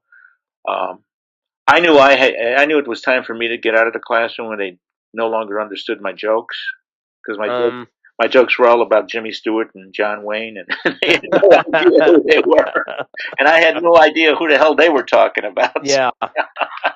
See, I graduated college in 2009, and it's a completely different world. I haven't been back to. I went to Colorado State University, and I haven't been back in several years, and it's yeah, it's a whole different world from when I went there, and I don't recognize it much. Yeah, and it's become uh, the funding. So when I was an undergraduate student at U of I, 77, maybe 80% of the budget was covered by either the state or the federal government. Hmm. Today it's 17%. So that means tuition goes up. Yep. I mean, somebody's got to pay for it, and university professors and staff, and everybody wants a computer, and Hmm. you want, I can't believe these dorms that have big screen television sets in the bedrooms and workout Oh. rooms and all this other kind of stuff. Which to me, a dorm was you lived like a monk, right? There was these Mm. two guys in a room, and of course, I lived at home. I didn't have to live in a dorm, but um, I was at a commuter college, but um, so things have changed, and the funding has not followed. So it makes it difficult, and so you raise tuition, and kids take these debts on these. I mean, the crushing debts. I mean, I when I was going to U of I paid probably for a year and tuition $400. Really? I could make $400 in the Stockyards over the summer Oh easily, yeah. and I could still have money for books, and by the way, beer. So Yeah. there was but now you got these kids graduating, and $80,000 worth of debt, $100,000 worth of debt. They can't buy a house. They can't. They're caught, Yeah. and I think partially, I'll tell you personally, I feel that that's the problem of my generation. Mm. You're younger than me, so not your generation, but my generation. We just dropped the ball. We didn't fund colleges the way they were funded. We stepped back. We Yeah. became greedy. I don't want to pay those taxes. I don't need to pay those taxes. You know, Yeah. and I think that that's caused a problem across the board for the country as a whole. Um, because look, not every kid should go to college. Absolutely not. Some No. I had a kid come into my class. I'll never forget this. He came into my office and he closed the door and he started crying. Young man, about 20, 21. I says, "What's wrong?" He says, "I don't want to be here." He was not doing well in my class, obviously. Yeah. And I said, "Well, don't be here then." I mean, no, you're 21. You can do what you want. He says, "No, my mother wants me to be here." I says, "Well, your mother wants you to be here?" I mean, he wanted to be a mechanic. He was good with cars. So go be good with cars. Yeah. I was not going to call his mother up and tell him that, but I says, "You're 21. Do what you want to do." When I was 21, I did what I wanted to do. You know, Yeah. and at 18, you can do what you want to do. Uh, Not everybody. I'm sure the parent who did this felt she was doing it for his Hmm. best of intentions, but he was so unhappy, and Yeah. he was at an art school. He wasn't even nothing he wanted to do. He wanted to work on cars. So go work on cars. He's going to make a lot more money. over, Oh yeah. you know. Um, so, I think not everybody needs to go to college, but I think those that do should not be crucified for going by getting saddled with $100,000 worth of debt to Yeah. 4 years of college. No, I think you're right. I mean, I think there's an understandable backlash of people that didn't go to college. Like, hey, why am I having to pay that? And I understand that. Right. But also, yeah, like the predatory system of the whole student loan stuff It's is terrible. off. Yeah. I've experienced, I'm experiencing that myself, and I didn't, I didn't get the huge massive Mhm. debt that a lot of, but it was not nothing. I mean, it was still fairly sizable, and it's yeah, I don't know, it's And the thing is, the jobs that were around hmm that could have paid for some of this stuff are gone. They just disappeared in places like yep, Chicago, Cleveland, Detroit. yeah, And so you can't. These poor kids are caught between a rock and a hard place. yeah. So I something's uh got to be done. I think I've been reading a lot more into the labor movement stuff, from back in the coal miner, Mhm. and then there's Chicago and stuff. And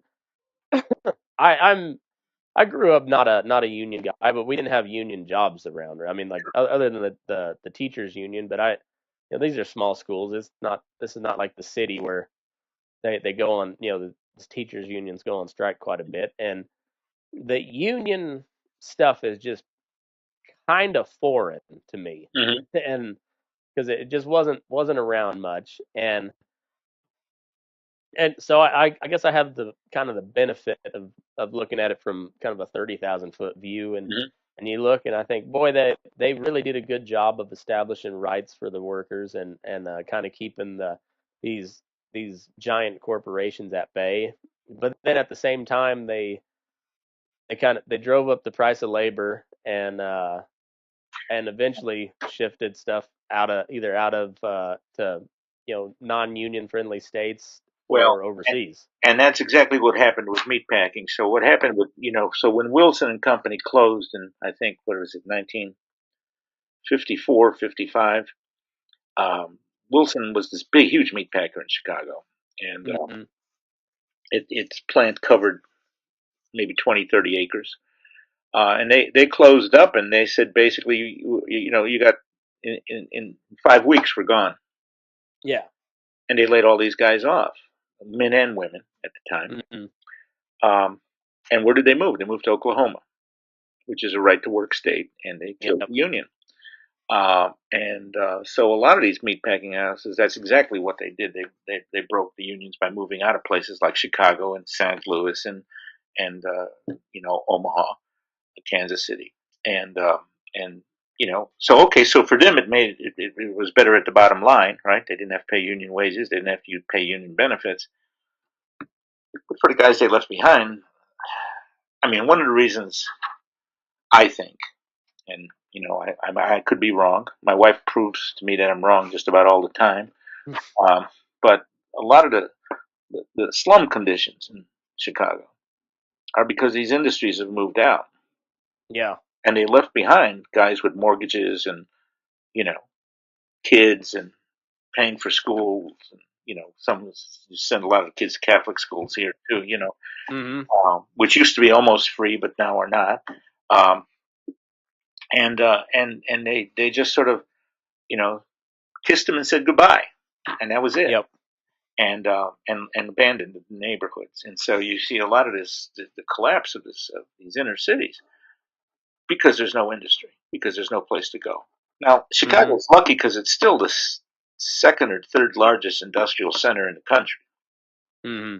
and it's because of the railroads. It's still one of the largest container ports in the country. All the stuff from Hmm. L.A. and from New Jersey come to Chicago, and we redistribute it.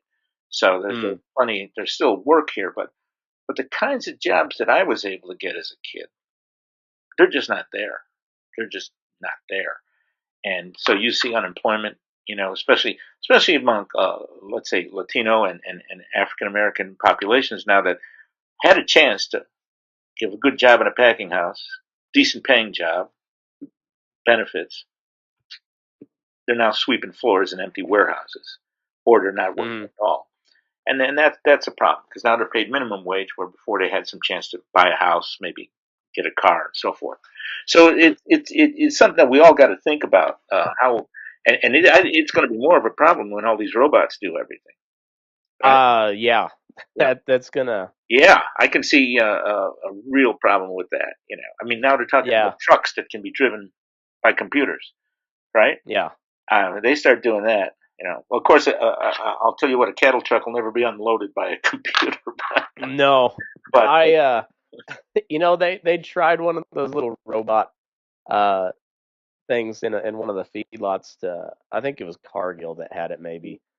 And it was like it was a little tracked. It was like kind of like an R2D2 looking mhm, thing, and it had two flags that it would wave back and forth, and then you see a video of it later on its side turn a circle after some steer just blew it right over. yeah, yeah, And it's like, yeah, I don't think they're gonna get robots mm, working cattle. There's not for a long time. Yeah, not for, and once they get a robot that can move like a human and move cattle like a human, then we're in a world of hurt right. more than anything. Yeah, it's very different. Yeah, yeah, It's no, it's pretty incredible to see how in the relatively short amount of time when we're talking. When did I guess the packing industry really started at around like 1860 or something in Chicago? Well, so the big meat packing center was Cincinnati before Chicago. Porkopolis. Yeah, and it moved sort of west and settled in Chicago and other places. So yeah, it really there's meatpacking in Chicago from 1820 on, but where it Mm. really begins to settle in is the late 1850s, early 1860s. Yeah, And then 1865, the Stockyards was open, and then everything that just centralized everything in it. yeah, and so there had been probably a half a dozen small stockyards in Chicago.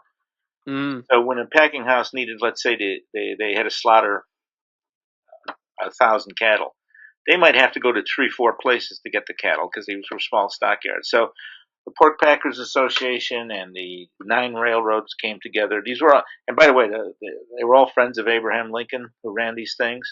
Mm-hmm. They all came together and they formed the Union Stockyard, which had sort of two meanings, right? Union because the Civil War had just ended, and but it Yep. also was the uniting of all these stockyards, and Yep. so that became an important symbolic part of it. But yeah, once they came together, then many of the packing houses, which had been a few miles away along the Chicago River, began to move next to the stockyard because it was just easier. You didn't have to drive cattle. You drive cattle on the hoof, they lose weight, they get hurt, they break a leg, Yeah. and if you drive them in the middle of a city, they get hit by a streetcar. You know, so it became easier just to have them next to the stockyard.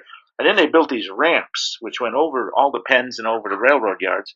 So, and some of those ramps were 3 stories high, so you could have animals coming and going back and forth. Huh. And they drove them over to the stockyards, and then they would kill the animals on the top floor of the peat packing houses, and then Oh, okay. and everything was taken by gravity down because there was not electrification at the time. Yeah, and these were like 9-story packing houses, Oh weren't yeah, they? I was at. I used to when some of the packing houses were still. They were there. They were sort of broken open, and you would roam into them. We'd crawl up to the top, and you could see the kill floors on the top floor. You know, Hmm. and the drains for the blood and everything. And so the animal basically made its way down to the hide rooms and the coolers. Huh. That's wild. Very mechanized, and you pass an army of almost 200 men and women before the animal hit the freezer room or the cooler room. Yeah, and it was I don't remember. I mean the old story that Henry Ford got his idea for the assembly line from the disassembly line, Right. watching the packing house Yeah, work, and yeah, and yeah, it was like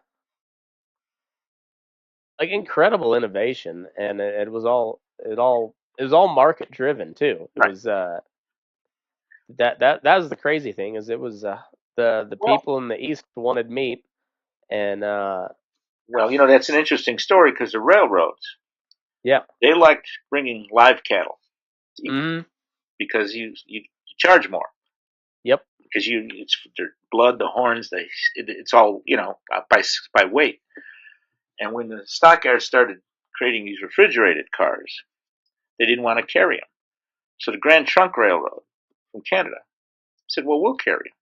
So they took the beeves out of Chicago, went up into Canada, came down around all the way down to Boston, Philadelphia, New York, and sold the meat.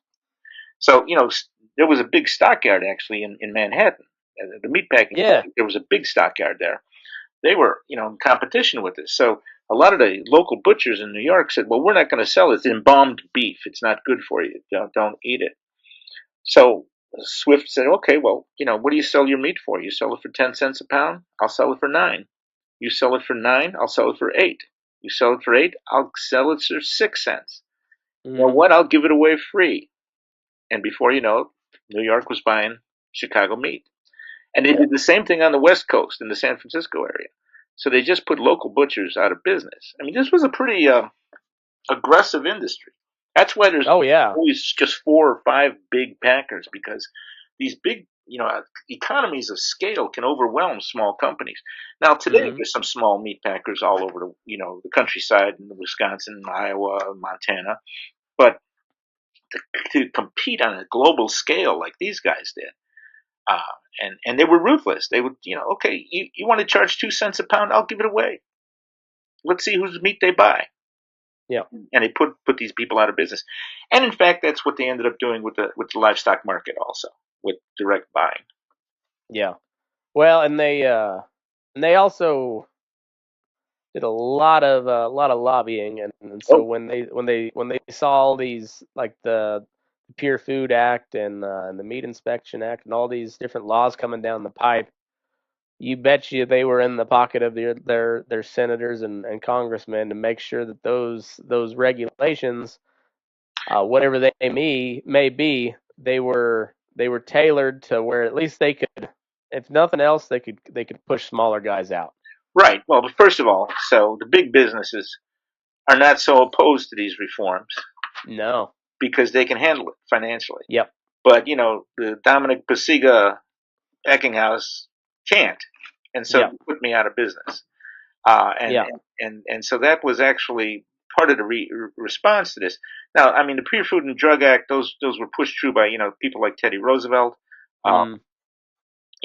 and Upton Sinclair. And Teddy Roosevelt said Upton Sinclair um, exaggerated, lied, in the book The Jungle, but he was a good tool for Teddy Roosevelt Yeah. because it was a public relations thing. He said, "Well, look, Mm. terrible meat. All these people get sick from meat in Chicago. Why? Because there's not this, inspection and control." And it was good for the industry. Now, what's happened, of course, is that a lot of this inspection has now disappeared because the government no longer funds it. And so Yeah. you've got other problems now, and now there's this new revelation where all these kids that mostly are Latino and Asian refugees, right, Yep. are working in these meatpacking plants. Um, it's like going back to 1906. Mm. No, I mean, Well, and then you have and all these regulations are kind of based on these bigger packing plants. So when you have like a local mom and pop that say wants to sell, like say they're right on the line of Colorado and Kansas, and mhm, you got a family in Kansas that wants to sell their meat in Colorado. Well, now you have to have a USDA inspector for sure, that, right, and because it's interstate commerce. But guess what? There's only a handful of USDA inspectors, and they're right, all at these giant packing houses. right, right. And yeah, so it's kind of the trap of regulation. Where is it good? Yes, I think it is Mhm. to have these standards in place, but to have them, the regulation also pushes out these smaller. And of course, you also want to be safe when you eat meat. You don't want something like Yeah, with maggots in it. So, mhm. you Yeah, that's know, exactly right. And so it's it's a line you have to walk. Mhm. But I think that I don't know. I think in a lot of ways in the last 20, 30, 40 years we dropped the ball on a lot of this stuff. Maybe we've got too used to it and just didn't keep it up. And but I think we need to as a country as a whole. I think we need to rethink what we're doing and where we're going. Um, and you and I may disagree on where that should be, but we can work something out in the middle. Right. Well, and I like I said, I didn't grow up in these like union types areas, Right. and so I don't understand that world very much. But I do know that I love America. I love this country a lot. I think we're like light years above any other country on earth on the greatness of it. I like there's and that's not as a term of disrespect to anybody else in the world. I just think I think history kind of proves it. Like we've got something really, really, really fucking special here, If we can hold and on to it, yeah. right, and that means like I gotta know something about the people that are butchering that steer that I'm taking care of, to get there, Hmm. and the people that are eating that, and like we've all got to kind of come to some sort of common understanding that like, hey, let's. And a lot of it is like, hey, don't tell me how to do my job as long as my job isn't interfering on yours. Sure. Like let me do mine, you do yours, and we can all have a beer after work. Sure. And but these corporations are, I mean, that's one thing where I really think the left wing people have always kind of been spot on. Is these giant corporations are, if not I don't think they're necessarily evil. I just think when they come big enough and they're publicly traded and whatnot, there's no one guy that you Well, can lean on to be like, hey, change your ways. yeah, I think that that's really true, and it's also so the McCormick Reaper Works, which then became International Harvester, and so Hmm. forth. So when McCormick built this in Chicago, and the first Reapers came out of Chicago. He worked right on the line with his men. He knew them all by name. He knew their mothers. He knew their Hmm. wives. He knew the kids' names. Well, by the time it became a big corporation, nobody knew anybody. Yeah. And it became ruthless in many kinds of ways. Not that the original McCormick wasn't ruthless. I'm sure he was in his own way. But Oh yeah. but the fact is that so you knew John, and John got sick. So all right, you'll hold his job for you rather than because he's a good worker. Yeah. Now, if you work in a company that's got 100,000 people working for him, you don't know who's a good worker, who's a bad worker. You just know who somebody's getting in the way, right? Yeah. And so that anonymousness that we've created through these mass societies has caused issues, has caused problems. I mean, there's a benefit to it too. The reapers would be cheaper if they were not, Hmm. and then the food is cheaper. And everybody wants cheap, right? I mean, even with Yep. inflation today, we really shouldn't complain too much because inflation in other countries is much higher. But Yeah. it's bothersome. It's worrisome. You want the cheapest, you pay the cheapest, and make the most you can. That's Hmm. how American culture, all cultures, to think. Um, but there does become this kind of well, even if you look in neighborhoods like I grew up, there were a lot of mom and pop grocery stores. Hmm. They're all gone. They're all Yeah. you know. There were a lot of mom and pop butcher shops, bakery stores. I mean, I could walk to 4 bakers from my house. Every small town Main Street too, Yeah, same way. and now Walmart comes in and they're all gone. And then when Hmm. Walmart decides it doesn't make enough money, it pulls out. They just pulled four Yep. four stores out of Chicago. And Yeah. and neighbors, well, where are we going to shop? Well, where are you going to shop? Not my problem. And so it's a balance between individualism and communalism. Yeah. Caring about community or just caring about myself. You know. Right. And sometimes and sometimes either one of them gets skewered out of the way. You know, Yeah. Well, like we're built on a community of individuals that threw off a monarchy. You know, Right. it was and and then even then from like you take your family there. I don't know what your family story is, but they came from Poland. I don't know if they were fleeing or just looking for a better opportunity. And But looking for a better opportunity. and so you have a group of individuals that found people like them Hmm. because it was a brand new world, Hmm. you know. And so you have individuals that are brave enough to come over here and try to find something and make something. But in the meantime, you got to have people that you know, Yeah. or at least that you can talk to, Sure. and it's yeah. I think there's uh I think individual liberty is the part that we as a country, particularly on the conservative side, they always and libertarian. I'm more of on the libertarian type of Hmm. persuasion, and we focus on individual liberty, but not nearly enough on individual responsibility. Like Well, you have responsibility to take care of people that are within your orbit. You know. sure. You have a responsibility to your neighbors. You don't want to put a cesspool in your backyard. You know. Yeah. Well, Or, and then no. that old Robert Frost, you know, good fences make good neighbors. Right.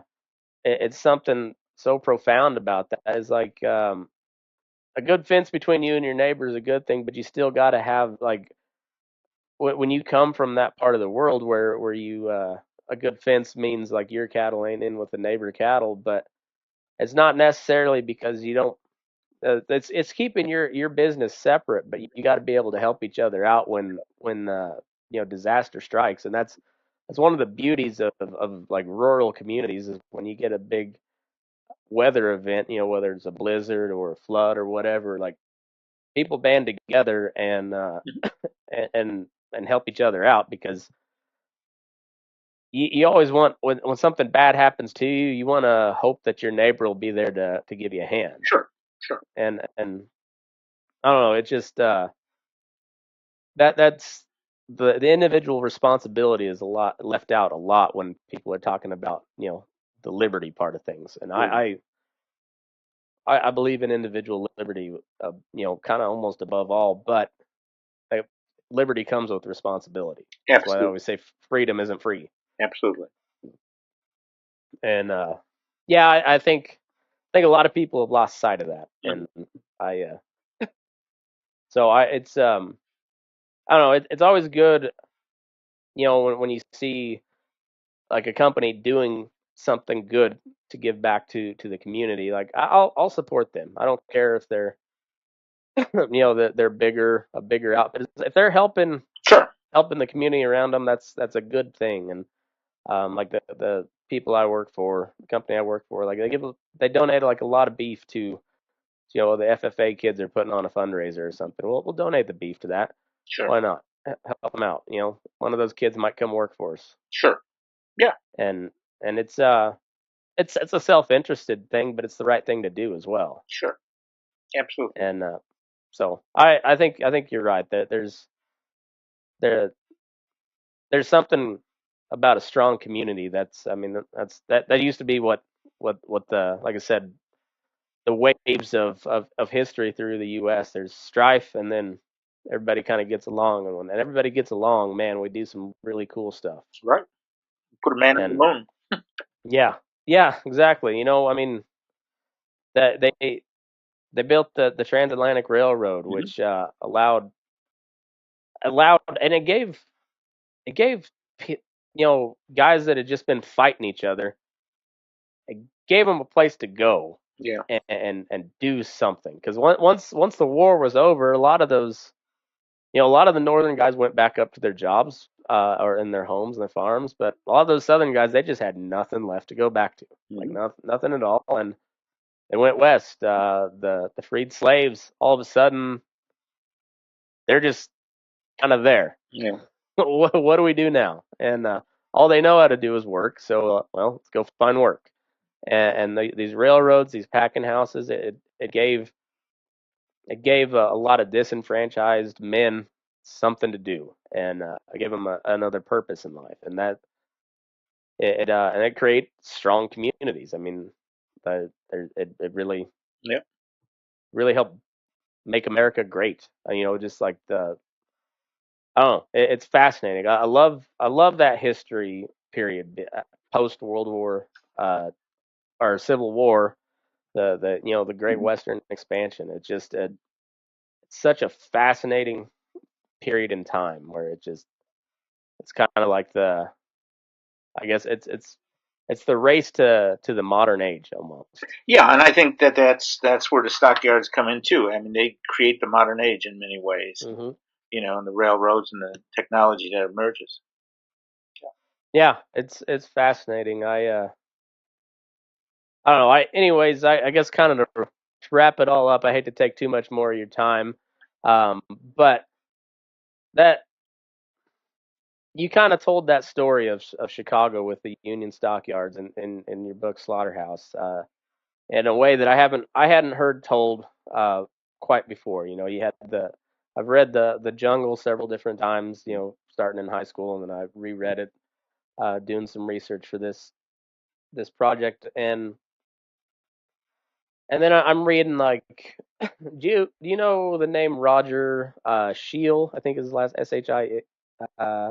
Shiel. He was a commission guy from Indianapolis, Mm. and he was one of the biggest movers of cattle, and he wrote I just read it was kind of a rambling set of letters, and I Mm. don't know, but he was kind of railing against the beef trust, and then there's a butcher that wrote a treatise on the beef trust, Mm. or the dark side of the beef trust, or something like that, and it's a lot of just muckraking, and yours just told the story of how it all happened rather than trying to point fingers, and it's a good story, and there's no like I think a lot of people get involved with trying to push a bias or an agenda, but rather than just tell the damn story. And I think that's Well, thank what you, you managed to do with Slaughterhouse, and I enjoyed it a lot. thank you. I appreciate it. Yeah, and so I appreciate this conversation. I'd love to have you back on again Sure. the further I get into this research, and kind of kick some ideas back and forth with you. And I'm trying to figure out a time I can get to Chicago because I'm going to take you up on that Well, offer. you got my email and you got my phone number. Give me a ring. Yes, sir. Well, Dominic, I appreciate your time. It was Thank been a you. really good chat, and thanks everybody for tuning in. And yeah, move your ass. We're burning daylight.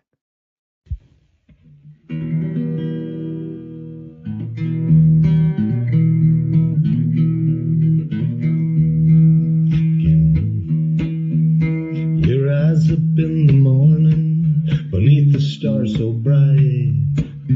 Pull your hat down, make sure your cinch is tight. Horses kinda snuffy, cold chill up your spine. You'll get your ass moving, son, we're burning daylight. Burning daylight. Burning daylight. In the saddle till the job's done right. Burning daylight. Well, life is just a gather, and you won't catch 'em all. But when you ride through the gate, make sure you sit up tall. I can see the horizon, it's looking pretty bright. Well, get your ass moving, son, we're burning daylight. Burning daylight. Burning daylight. In the saddle till the job's done